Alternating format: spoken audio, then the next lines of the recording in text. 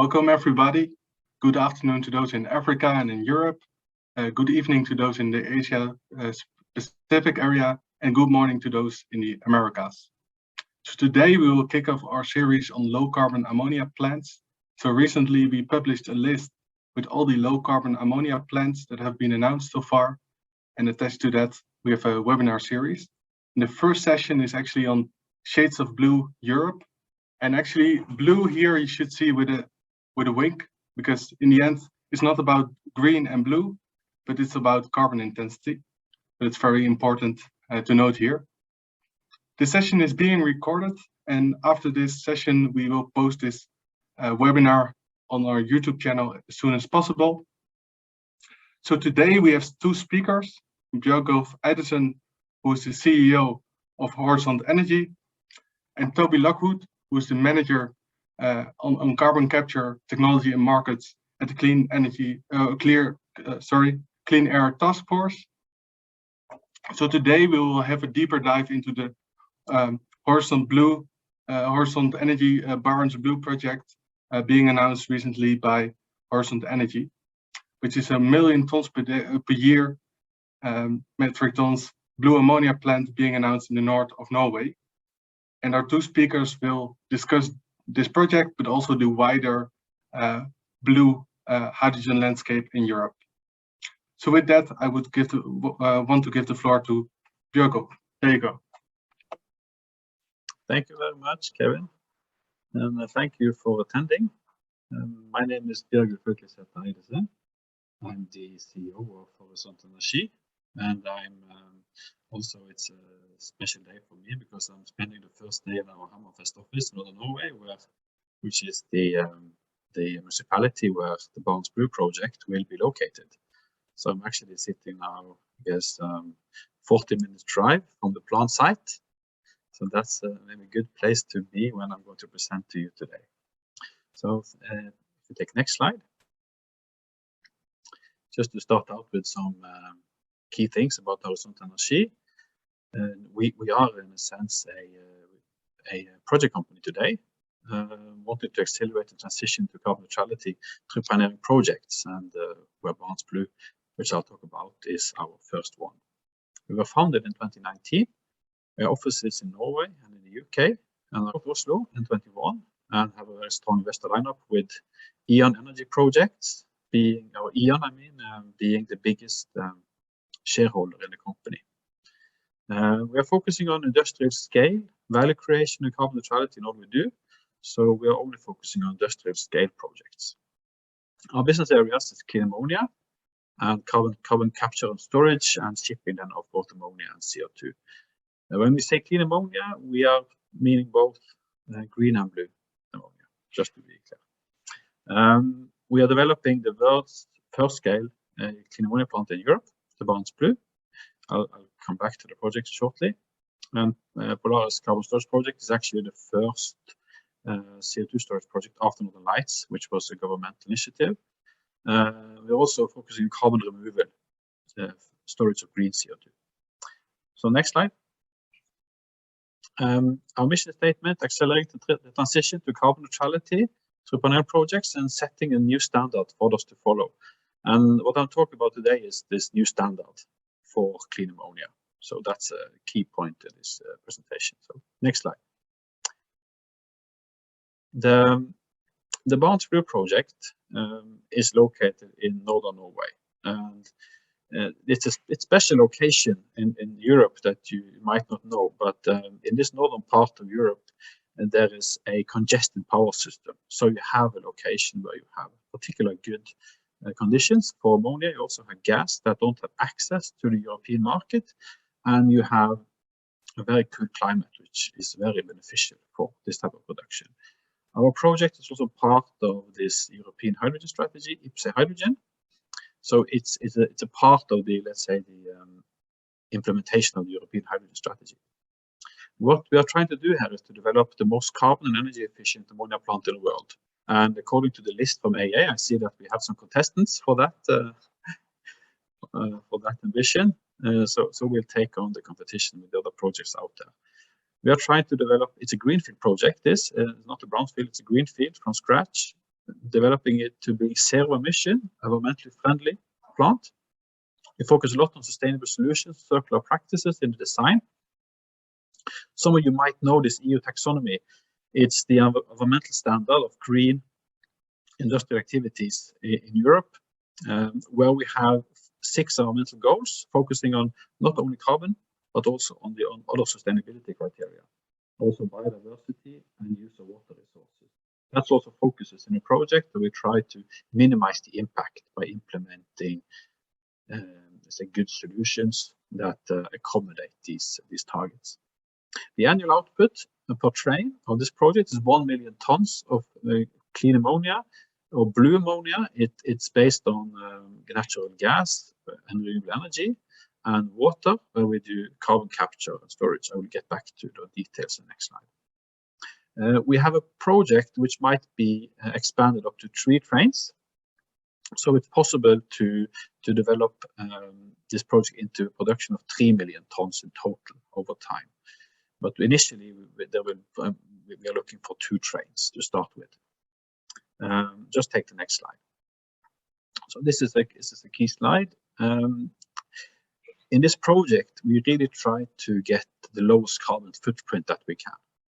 And for this reason, when we developed our plant, we selected the top technology, the Synchro ammonia technology, where it's an ATR as a front end, full-scale ATR, and ammonia synthesis at the back end. And it's TOPSUS ATR, ammonia synthesis. We also use only renewable hydro and wind power for the plant, for the external energies that we need in addition to our own production. And then we have a ASU providing the oxygen to the ATRs and the nitrogen for the synthesis of ammonia. We have a carbon capture, overall carbon capture of above 99%. So our scope 1 and scope 2 emissions combined is less than 20 kilograms per ton of clean ammonia. So this is incredibly strong, we think, and it is actually at the level of green ammonia from hydropower. So it demonstrates that you're actually able to produce an ammonia product from gas that is close to green ammonia based on hydro in carbon footprint.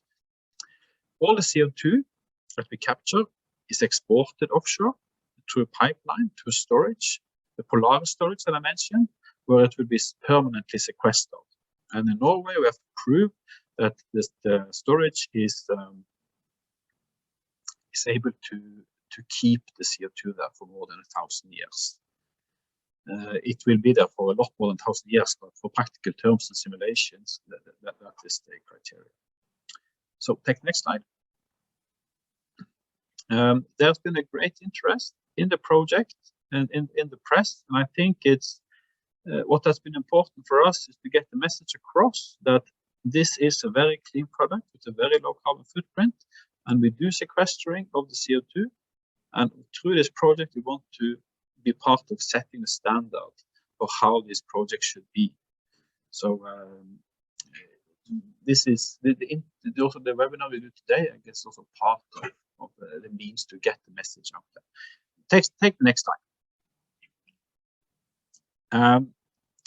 What I really want to also leave with you here is that when we develop these kind of projects in a European context, it's not only about carbon intensity, it's also about sustainability. So in order for the communities to exist and in nature to exist next door to these kind of plants, in the European context, we really need to take into account the environmental standard, the ecosystems around us, and the biodiversity, and make sure that our plants are as safe and as environmentally sound as they can be, and look into solutions and technologies and alternative chemicals to make sure that the plants are as best as they can be. And in terms of having this ultra low carbon footprint, we also think that is key to make this a proper product for the energy transition. On the upstream side, I would also like to highlight that we are focusing on getting we are focusing on ensuring that the gas of origin that we source for the plant is a low carbon one, that is produced with extremely low emissions, and that it also has very, very low methane emissions. In Norway, it's low all over, and the plant that we are getting gas from, it's about 0.01% of methane emissions, which is extremely low. And there's also a low carbon gas source where we get the gas from a subsea field with a pipeline to shore, and then do very light processing and straight into our plant. So it's almost nothing is done with the gas. So we have a very, very low carbon footprint on the gas sourcing side. I think that's also very important to be transparent on and demonstrate that the full value chain is low carbon, and it's also sustainable in the sense that it's as a prior and as a standard. And that was what I wanted to talk about today, and I hope you got some new information and learned more about what clean ammonia can be. So thank you. Thank you so much, Bjørgulf Haukelidsæter. Before we move on to our next presentation, I want to make you all aware that you can send your questions in the chat box, so we can discuss actually what your urgent questions are. And now we move on to our next speaker, Toby Lockwood from the Clean Air Task Force.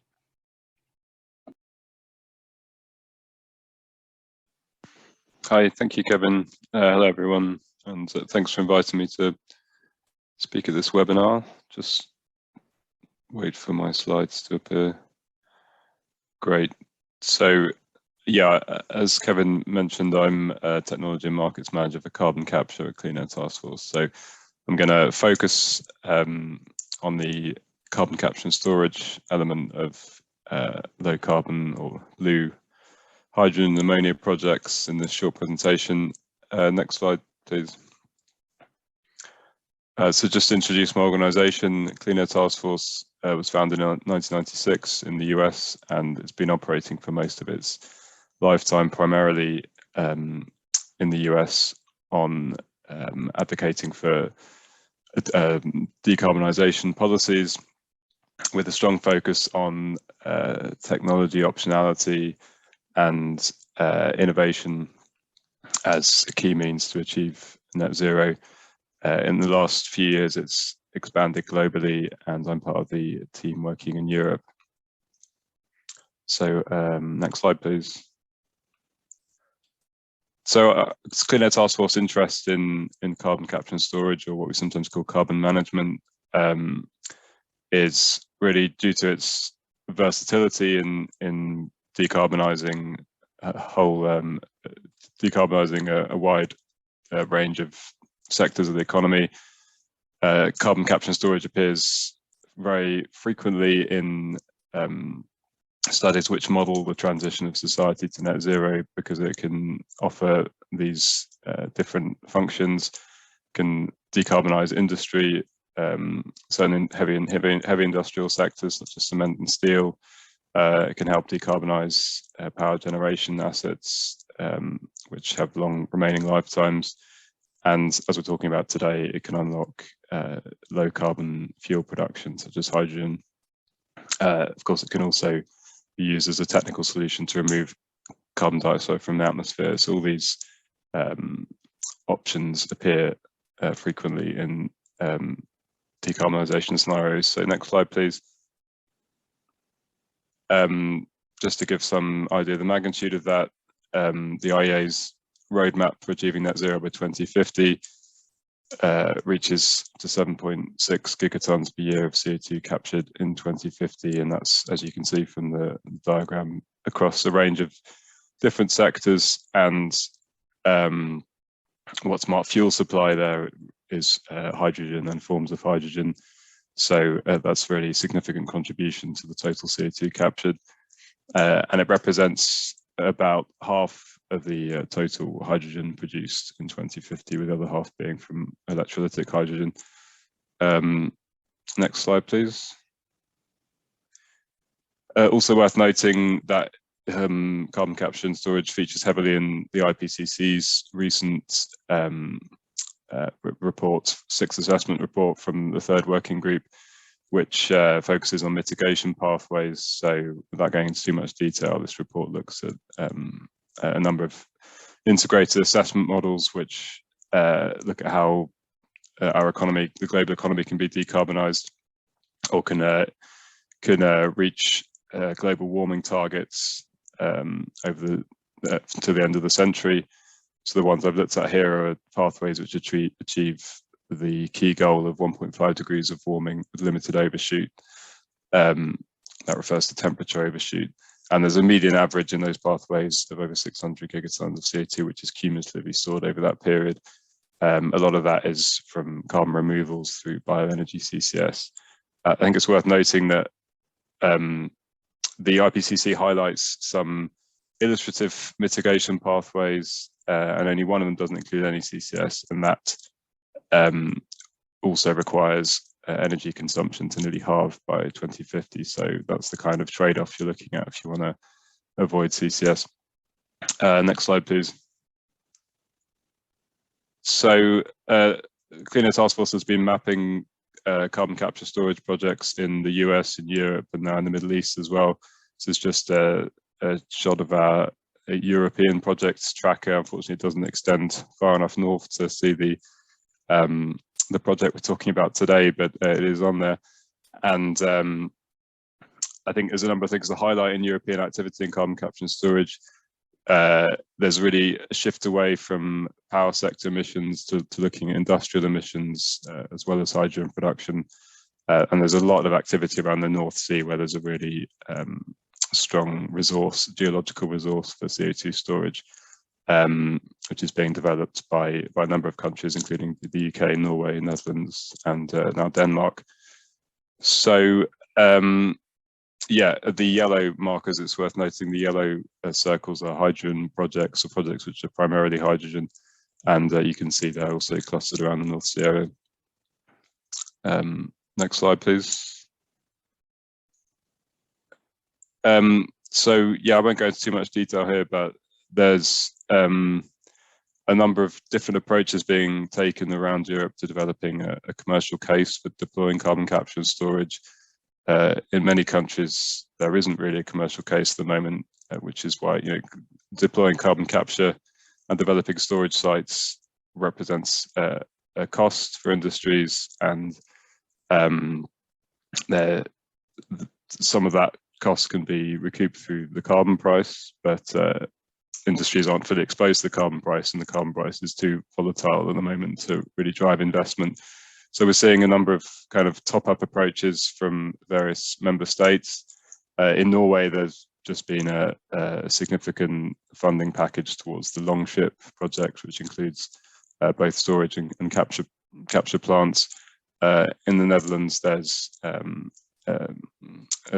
activity in the port of Rotterdam, known as the Portos project, is being driven by kind of ongoing contract, which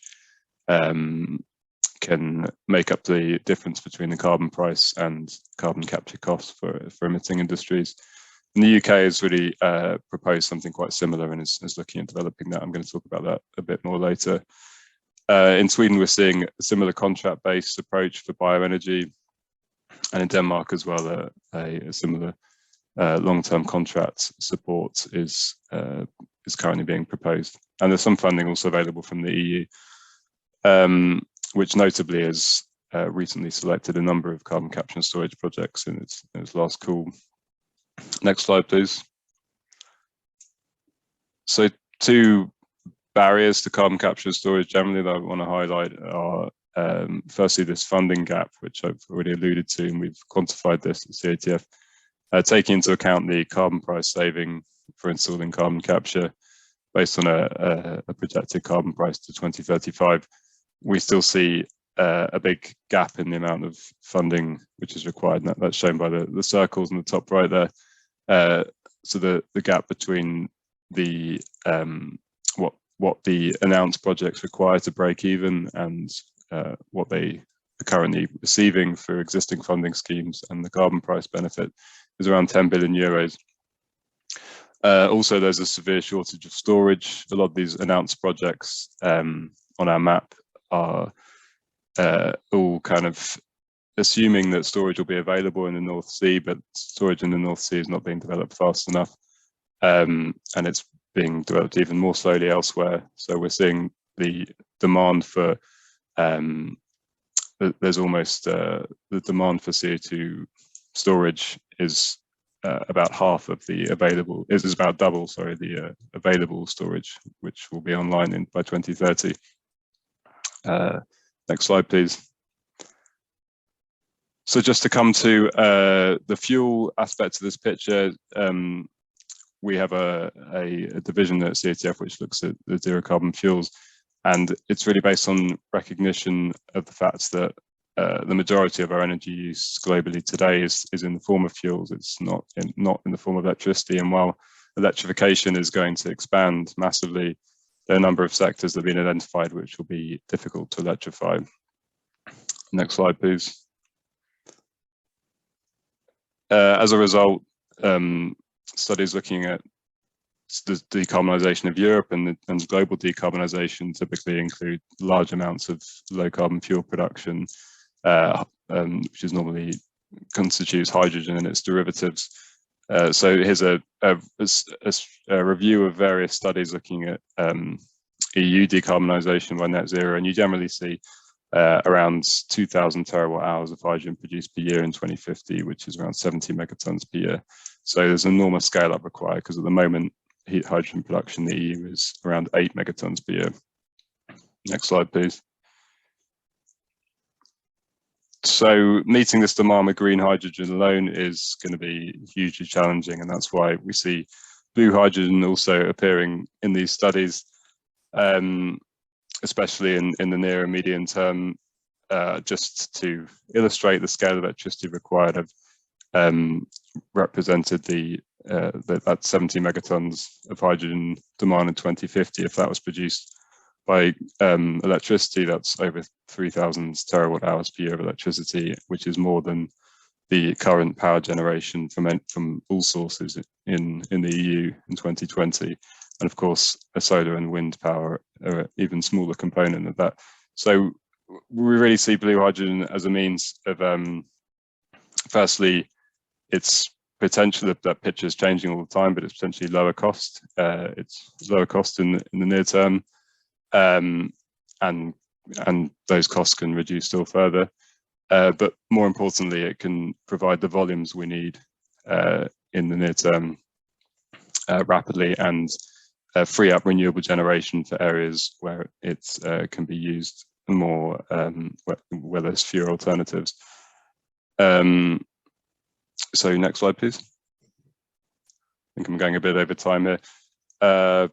This is nearly my last slide. So yeah, just to zoom in on actually developing hydrogen, low carbon hydrogen projects based around carbon capture and storage. A combination of public and private funding is needed. It's really a role for public funding in addressing early capex investments, so kind of a high risk capex investment before the project reaches a final investment decision, and also to provide some kind of investable business model which deals with the gap in the sort of gap in the carbon price, which I outlined earlier. So a key building block for all this is a robust certification system for low carbon hydrogen, which really provides a framework for assessing the carbon intensity of both green and blue hydrogen. Unfortunately, while this was laid out in the EU's recent decarbonised gas package, there's a delegated act which is anticipated, which is really going to lay out the methodology for calculating this carbon intensity, and that's not expected until 2025. So that's potentially a risk factor for projects. The certification system being developed in the UK is also anticipated in 2025. Just focus on I've shown two projects here, the HyNet project in Northwest England and H-Vision in the Netherlands. To look a little bit at the UK business model, which is quite interesting. There's 2 carbon capture and storage clusters being prioritized for government funding at the moment in the UK, and blue hydrogen production is really at the heart of both of those clusters, particularly HyNet, which I've shown here. And the business model for driving investment in those hydrogen plants is still under consultation, or still being developed by government, I should say, but there's indications that it'll be based on a kind of contract for difference, which uses a strike price from the developer against an achieved sales price. There's also capital funding available from the Net Zero Hydrogen Fund. Next slide, please, and final slide. So yeah, just to summarize, the Clean Air Task Force believes that there's excessive focus on hydrogen colors, and we should really be just looking at how we can get sufficient volumes of hydrogen as quickly as possible to decarbonize fuel-based systems. The need for hydrogen is widely recognized in Europe, that's clear, but there are particular barriers to low carbon hydrogen development. It sees less acceptance, both amongst policymakers and civil society, and we really need to start showcasing its potential based on carbon intensity, and I think that's been highlighted very well by the project discussed today. So that's my final slide. Thanks. Thank you so much, Toby. So these were 2 very interesting presentations, and I think Toby put it really well in the last slide. It's not really about colors, and in general, if you talk about colors, it's very hard what is being meant with, for instance, blue, because there are many shades of blue, where it can be some CO2 being utilized for something else, so CCU, or only part of the CO2 is captured. So using blue is not the methodology, but rather the carbon intensity of the hydrogen. So we should look at low carbon hydrogen, which is well defined, and in that matter also low carbon ammonia. One talking point I really want to start with is setting the standard. So Bjørgulf, you discussed that this kind of ATR-based, you call it blue ammonia, but it's a really low carbon ammonia plant, 1 megaton per year. What's the technology readiness of that? Is it the first of a kind? Is it based on something that's already there, or can you elaborate? Yes, thank you. We selected the TOPS ATR because the front end, the ATR front end, has been in use for more than 15 years at various plants. Not all plants have 15 years of operational experience, but there's above 70 years of operational experience with TOPS's front end in other types of facilities than being methanol and GTL. So, and the back end, the ammonia converter that we are basing the project upon has been in use since about 2000. So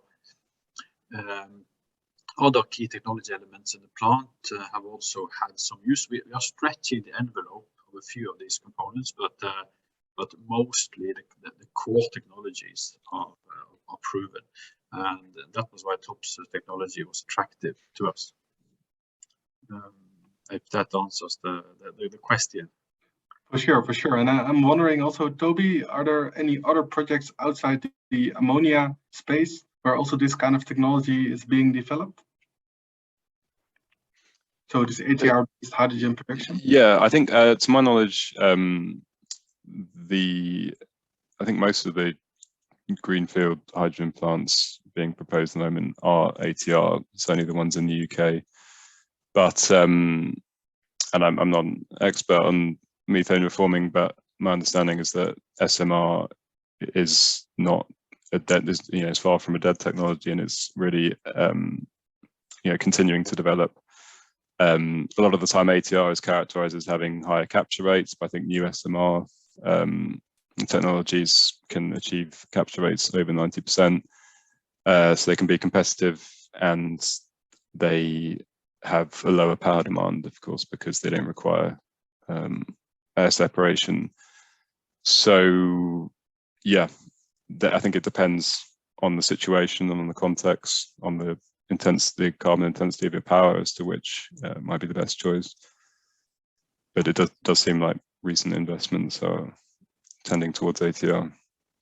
And thank you so much. So it seems from your answers that this kind of ATR-based ammonia plant, that technology is not really the limiting factor.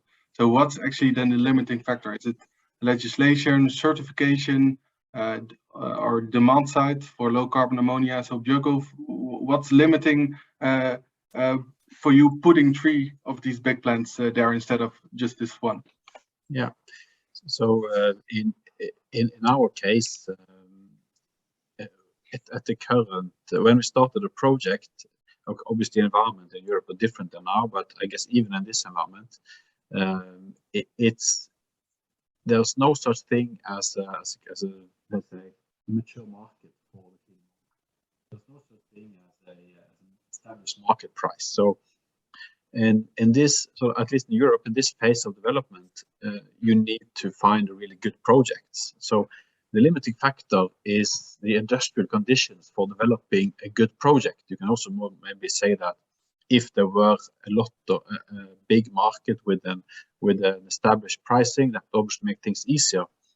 But at this point, I think it's about the project opportunities. So in our work, we are focusing on identifying projects which has the industrial advantages that allows us to develop very cost competitive projects that can actually compete in the European context of today.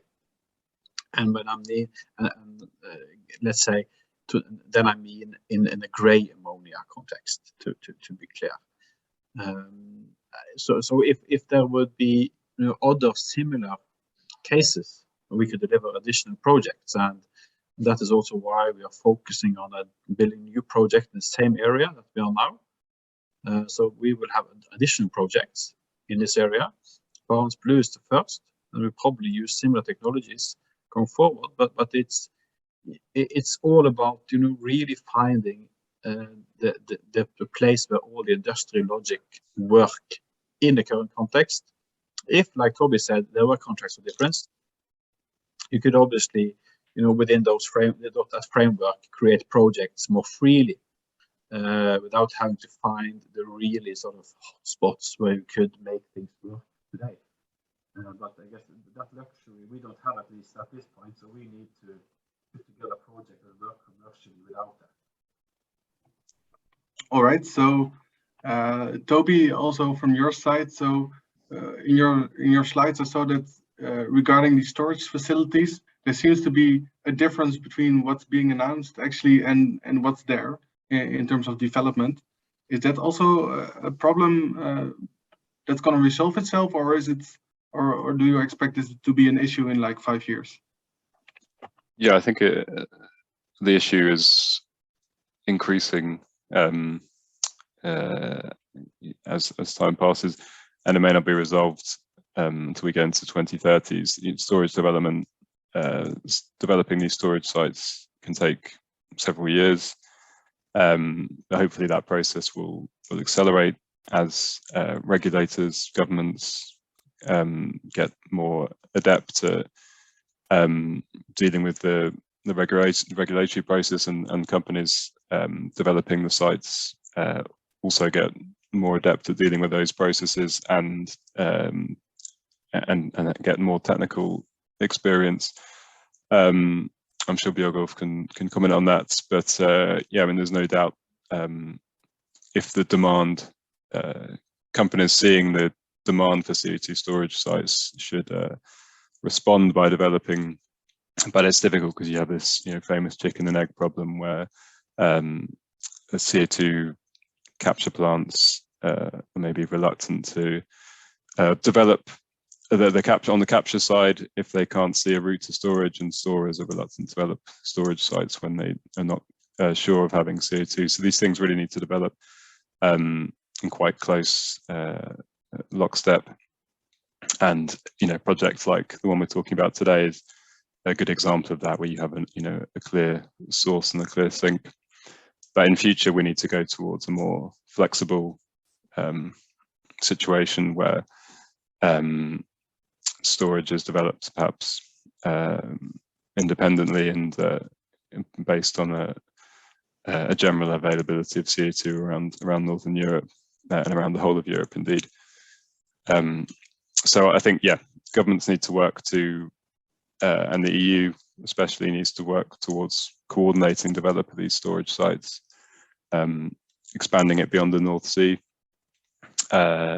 helping characterize, in the US there's been a lot of work done on this, which Clean Air Task Force have been heavily involved in. And there the Department of Energy has really taken a role in identifying key storage sites and giving some of the, giving a bit of upfront funding to help develop some large-scale stores. All right, yes, thank you very much. So actually, we now also have some questions from the audience. So the first question here is, what are the key challenges that are keeping you up at night? So Bjørgulf, go ahead. What is bothering you?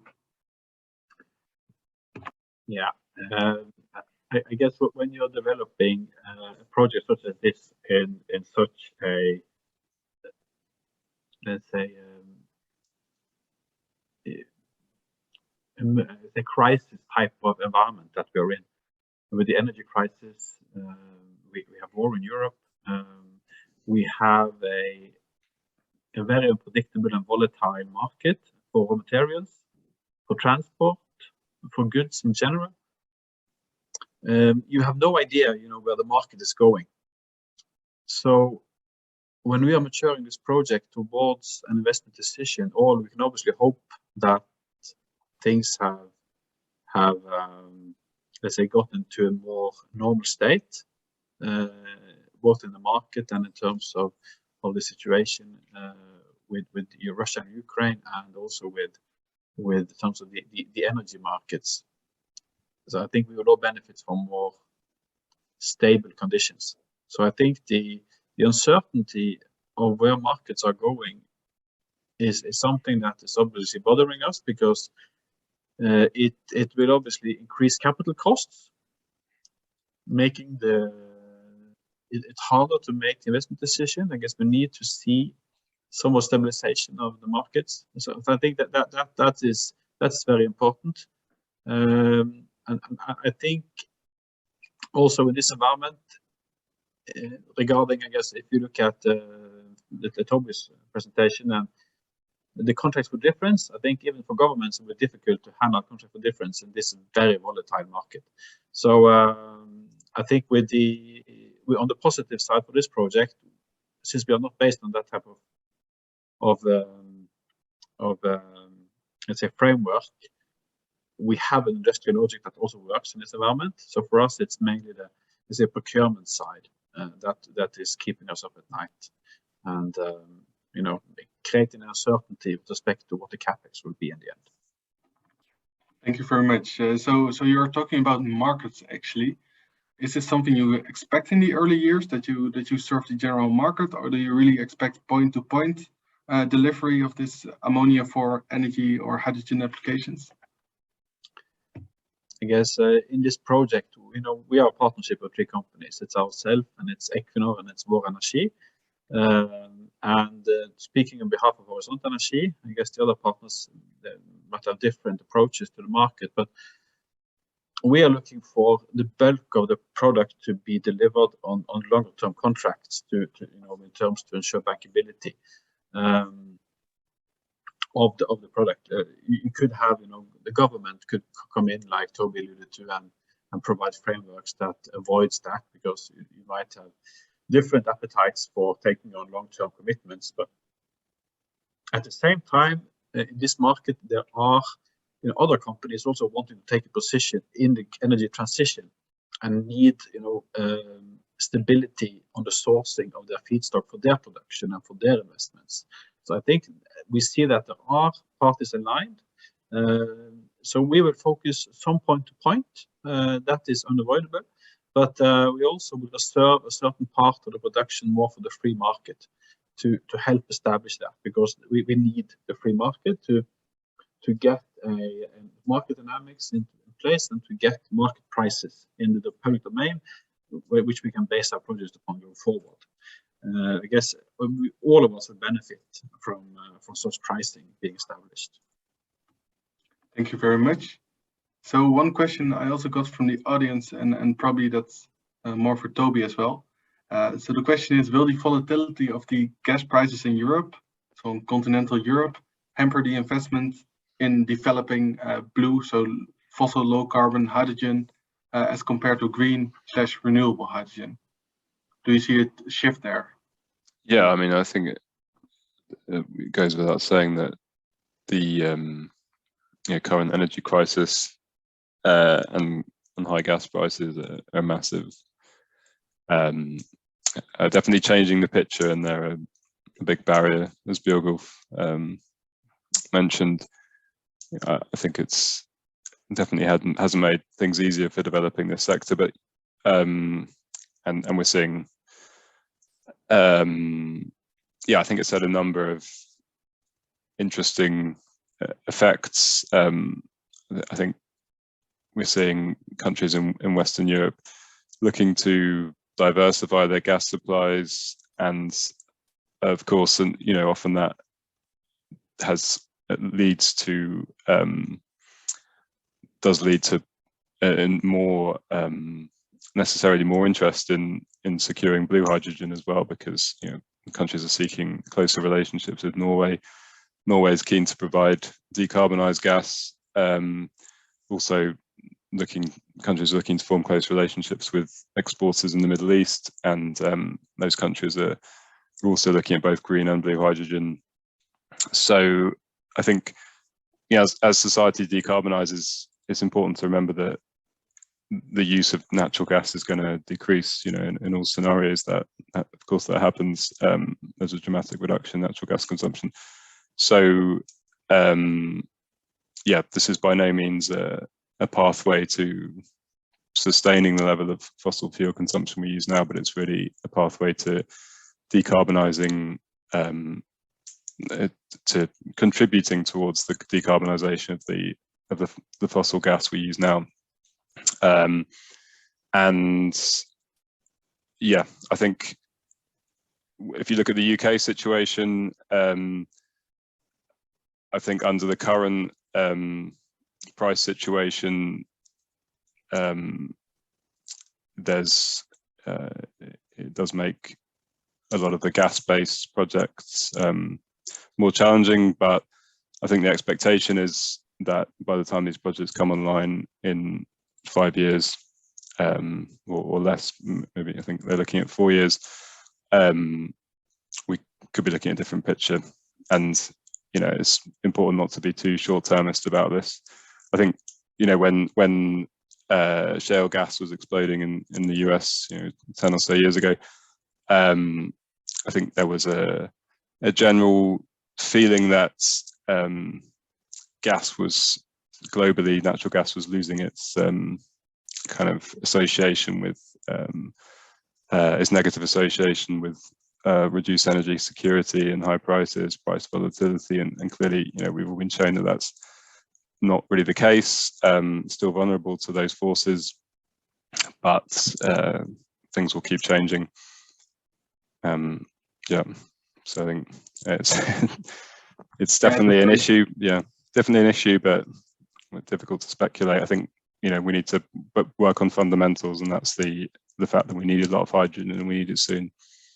Yes, exactly. And in general, probably the diversification going to renewables and to fossil-based low carbon can help us also to not be so volatile. So if one of them is still functional, so if you still have solar and wind or nuclear for that matter for electrolysis, and you partially decarbonize a fossil-based facility, then you can basically make sure that you don't fully rely on that. And I think that's a key aspect there.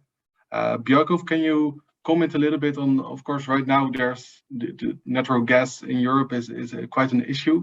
Can you comment on what's the key strategic reason to go for ammonia instead of just transporting the natural gas right now as LNG to Europe for this kind of project?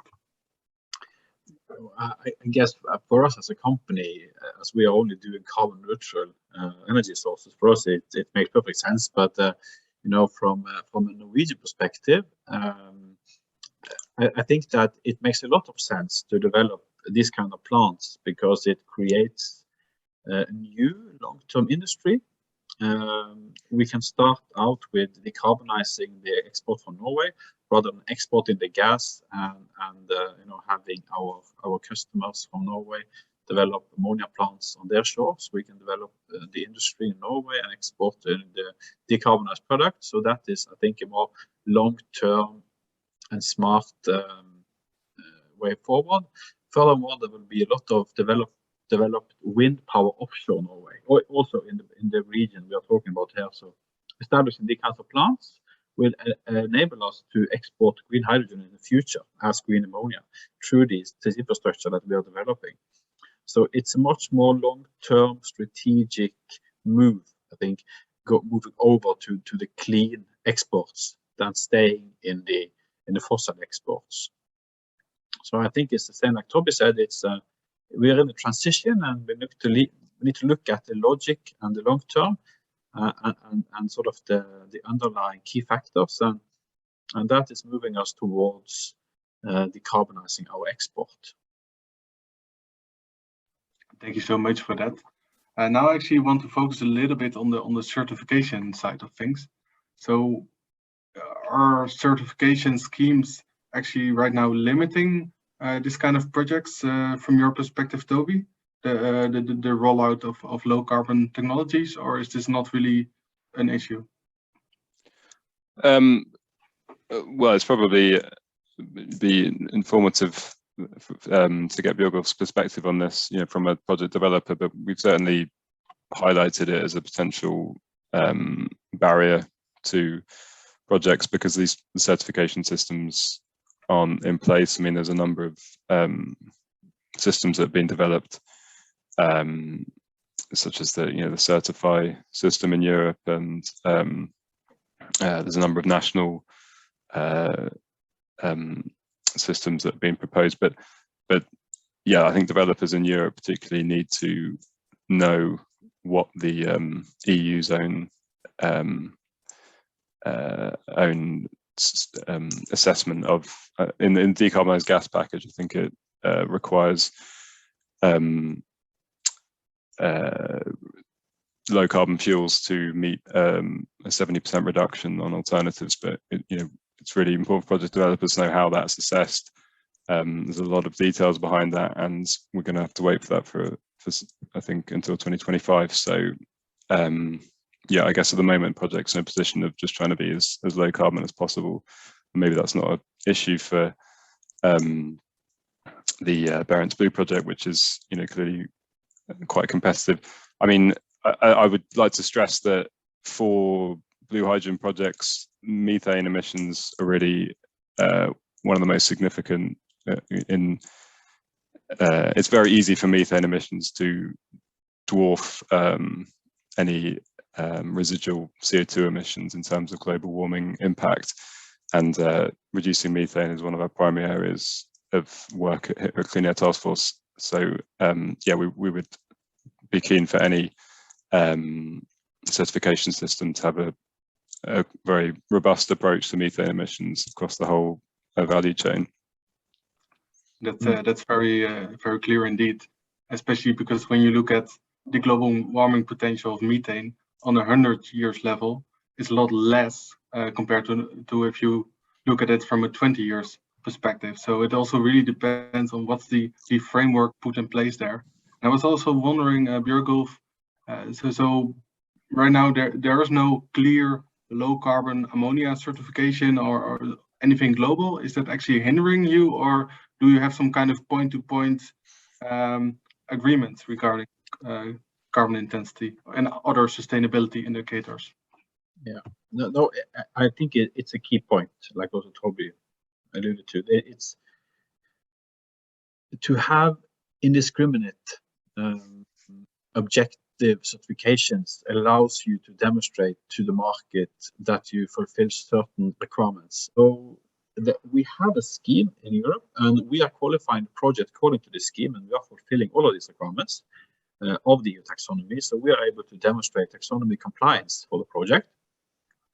But that is let's say an EU standard. And I know EU wants to make this a more, let's say, international standard, but currently it's EU standard, and it's not as ambitious as the strategic roadmaps for circularity, for chemical plants, and also for the energy transition in the EU. So it's more like a starting point.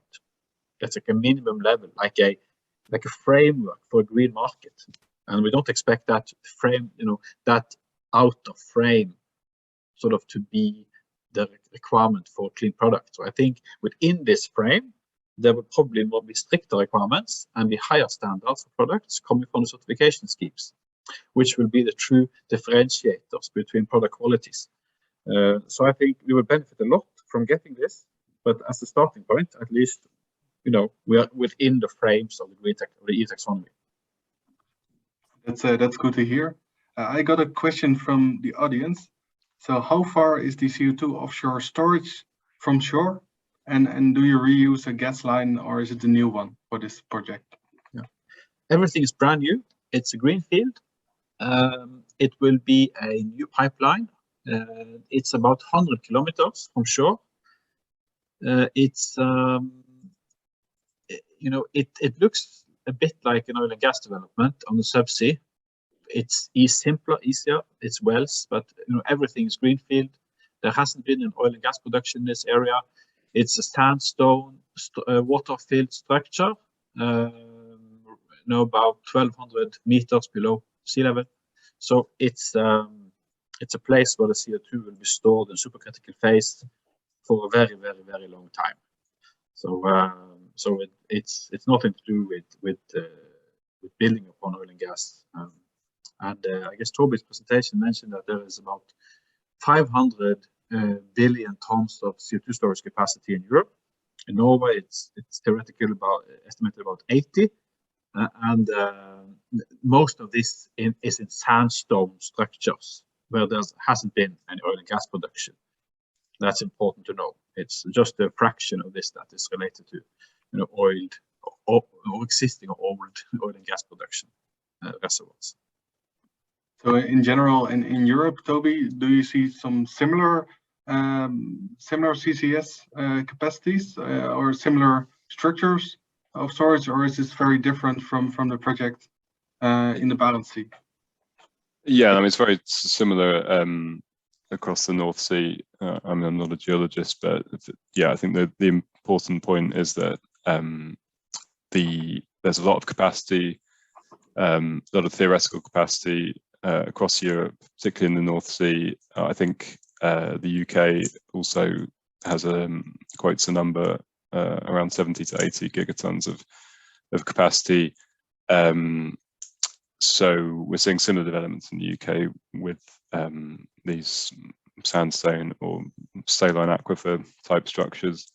There's also a lot of activity in depleted oil and gas reservoirs, of course, because often they're the lowest cost to develop in the near term. The infrastructure is already there, the pipeline's often already there, as was alluded to by the question. But yeah, there's already developments. So that one of the two UK clusters I've referred to, industrial clusters looking at CCS, is based on a saline aquifer formation newly developed for the purpose with new pipelines. So similar to Bjørgulf's project, and the other one is using depleted gas fields. Thank you so much. So that's actually quite encouraging, because then we can actually roll out multiple of these plants in theory and do this project all over again.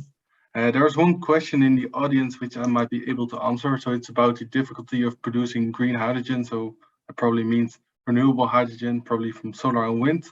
And we only see small capacity plants that use this kind of hydrogen.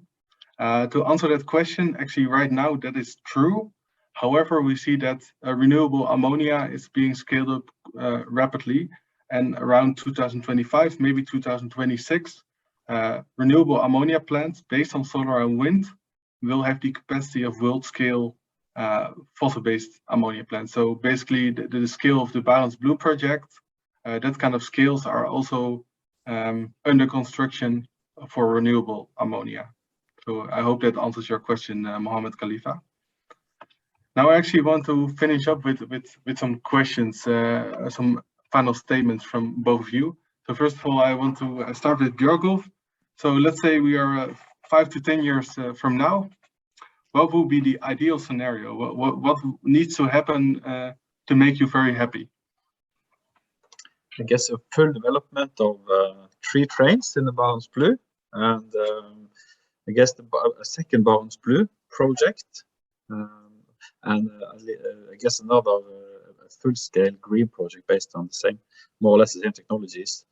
And I guess also being able to receive third-party CO2 for the Polaris CO2 storage. I think that would make me very happy. And we're also actually developing pure play carbon storage sites for third parties. So having that in operation would also make me very happy. That's good to hear. Toby, any final statements from your side? Yeah, I think that carbon capture and storage technology generally needs to be scaled up. The IPCC report even says that explicitly, that deployment is behind where it needs to be. So yeah, we can argue for a long time about exactly how much CCS is needed and in which sectors, but it's clear that we're going to need more of it than we have now. And ultimately that'll be used to remove CO2 from the atmosphere, which I think is clear we'll also need to do. So yeah, it's really a no regrets approach, we feel, and yeah, hopefully the current wave of interest we're seeing around Europe continues to develop. Thank you so much. And actually, as a final statement, I would like to say that right now we go from carbon positive to carbon neutral, and maybe in the long term carbon negative, as you have both also alluded to in your slides. That would probably be the end goal, to capture actually carbon from the air, make carbon negative ammonia out of that. So with that, I really want to thank both of you for your very valuable presentations and a very nice discussion we had. And with this, I would like to close off the session. So the slides of this presentation, they are available on the YouTube. So you can rewatch this session on YouTube. And with that, I want to thank also the attendees for listening this entire hour to our conversation. So thank you to everybody. Thank you. Thank you.